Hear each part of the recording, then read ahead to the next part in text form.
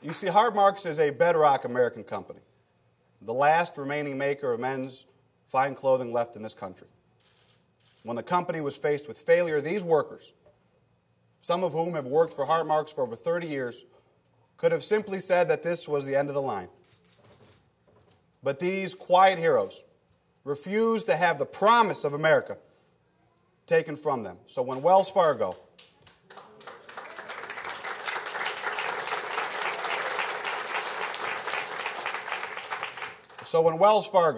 a bank which was bailed out by the taxpayers to the tune of $25 billion, threatened to liquidate 1,000 good-paying jobs here in Illinois alone, we made it clear. They have a responsibility to invest in American jobs and American workers, not destroy American companies.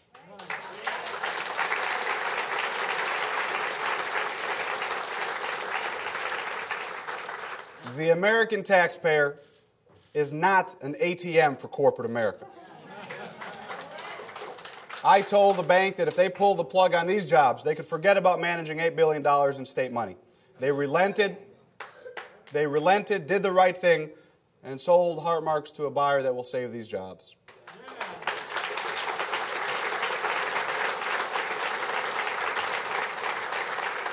And while there's still some ways to go, these Hart Marks heroes have put the company back on the track to prosperity.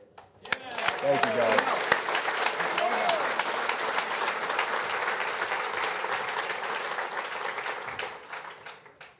So the great question before us is this: how do we put America back on that same track to prosperity and opportunity? If we are going to reform health care, or change energy policy, or turn our economy around, we cannot go backward. We must embrace change and move forward. That's why today I am very proud to formally announce my candidacy for the United States Senate seat, once held by my friend,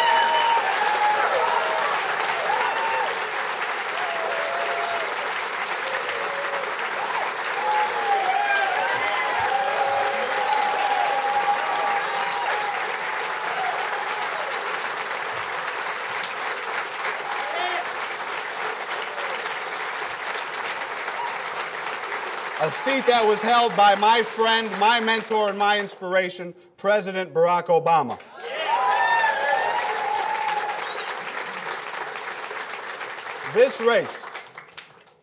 This race will offer voters a stark choice between the failed past or a promising future, a clear choice between the right course and the wrong one. We must move forward. We are at a seminal moment in this nation's history, where the decisions that are made over the next few years will shape our nation for generations. Now is the time to move forward. While the problems we face as a nation, a war on the middle class at home and two very difficult wars abroad, present tremendous crisis, it also presents unprecedented opportunity. My parents taught me that in a crisis you have two choices. You can sit back or you can stand up. And they didn't cross an ocean to sit back. But for too many, for too long, it's been too easy to complain, to blame others, and to sit back. This is especially true of younger generations, who too often look at the world with a cynical eye. But maybe, just maybe, out of the daunting and intimidating problems that plague our nation, we have a once-in-a-lifetime opportunity for a generation to stand up and lead us into a new future. Stand up to those who created this crisis.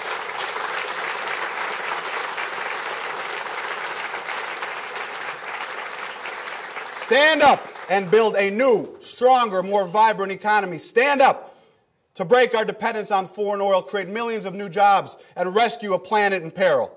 Stand up and make sure that every young man and woman has a chance to get a quality education in this country. Stand up for people desperate for real health care reform. Stand up for the protection of our civil rights, for equality, and for the human rights that belong to everyone.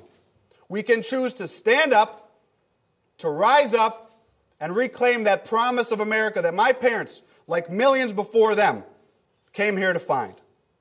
And if we stand up, all of us together, we will lead this nation forward. I am running for the U.S. Senate to help transform that idealism into action, to recapture that promise of America with deeds worthy of the exceptional history of our nation. The people of Illinois believe, like I do, like my parents did, like President Obama does, like that baby does, that the promise of America is not, cannot, and will not be reserved for the privileged few. It is the birthright of every American. So, ladies and gentlemen, we face a critical choice. We can go back to the failed politics of the past, or we can join together in this extraordinary journey. We cannot wait. We will not waver. Our time is now, right now. So let's stand up.